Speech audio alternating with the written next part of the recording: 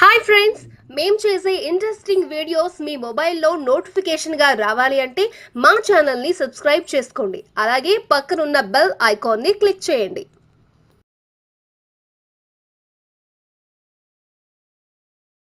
Hi friends, welcome to our channel. ఇప్పుడు మనం తెలుసుకోబోయే విషయం మన బాడీలో ఉండే బ్లడ్ని ఎలా ఉంచుకోవాలి, స్టామినా ఎలా పెంచుకోవాలి, ఇంకా ఎక్కువ రోజులు యంగ్గా ఎలా ఉండాలి.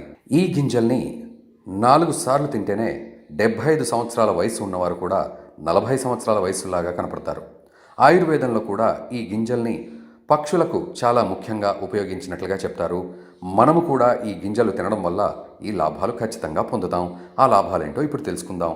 ఆ గింజలు ఏమిటో కూడా తెలుసుకుందాం. ఈ గింజలను తినడం వల్ల నడుము నొప్పి తగ్గుతుంది. ఈ గింజలు తినడం మన బాడీలో అద్భుతంగా పనిచేస్తుంది. రక్తం చక్కగా సరఫరా అవుతుంది. రక్తం శుద్ధి కూడా అవుతుంది. రోజువారీ కార్యక్రమంలో మనం బిజీగా ఉండడం, త్వరగా అలసిపోవడం ఇలాంటివి కనిపిస్తూ ఉంటాయి. అయితే మన బాడీలో రక్తం తక్కువగా ఉన్నా కూడా ఎలా గుర్తించాలి అంటే ఎప్పటికీ ఏదో ఒక బాడీ పార్ట్లో పెయిన్గా ఉండడం. కాబట్టి రక్తం హిమోగ్లోబిన్ కరెక్ట్గా పెంచుకోవడంతో ఈ సమస్య తగ్గుతుంది. ఇప్పుడు చూద్దాం మన రక్తంలో ఉండే హిమోగ్లోబిన్ని ఎలా పెంచుకోవాలి. హిమోగ్లోబిన్ పెంచుకోవడానికి ఏ గింజలు తినాలి, ఎలా తినాలి. ఫస్ట్ చిట్కా మెంతులు. ప్రతి కిచెన్లో ఉంటాయి మెంతులు.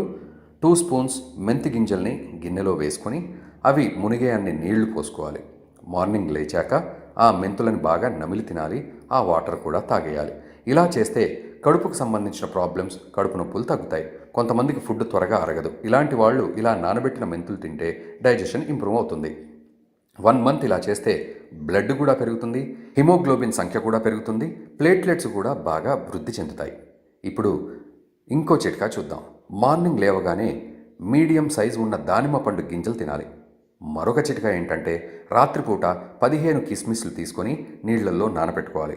మార్నింగ్ లేచాక ఆ కిస్మిస్ని తినేసి ఆ వాటర్ తాగేసేయాలి.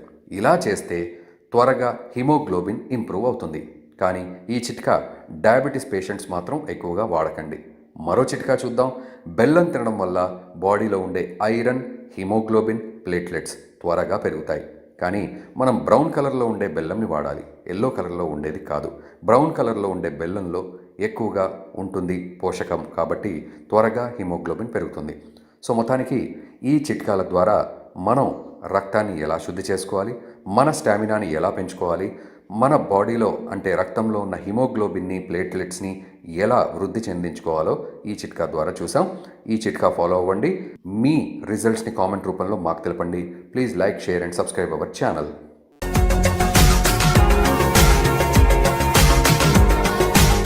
మరిన్ని అప్డేట్స్ కోసం మా ఛానల్ని సబ్స్క్రైబ్ చేయండి.